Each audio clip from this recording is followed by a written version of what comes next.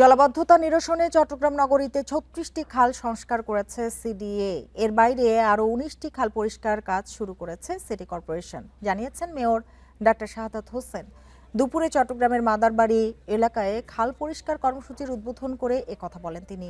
আরও জানান, খাল থেকে ময়লা ও মাটি অপসারণ নিবিড় তদারকির আওতায় আনা হয়েছে, যাতে সামনের বর্ষা মৌসুমে জলাবদ্ধতার ভোগান্তি না থাকে। এসব খাল আগামী ২-৩ সপ্তাহের মধ্যে পরিষ্কার করা হবে বলেও জানান তিনি। নগরীর জলাবদ্ধতা দূর করতে জনসাধারণকে আরও সচেতন হওয়ার আহ্বান জানিয়ে মেয়র বলেন, সাধারণ মানুষ সচেতন না হলে খাল নালা পরিষ্কার রাখা সম্ভব নয়।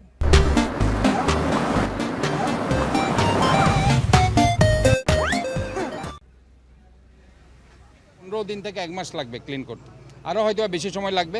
আমাদের সার্বক্ষণিক যে আনিকগুলো আছে, আঞ্চলিক নির্বাহী কর্মকর্তা, ম্যাজিস্ট্রেট, তারা খালগুলো শুরু হওয়ার আগে তারা একটা চিত্র নেবে, তারা প্রতিনিয়ত সেটা মনিটরিং করবে এবং খাল শেষ হওয়ার পর তাদেরকে বুঝিয়ে দিতে হবে।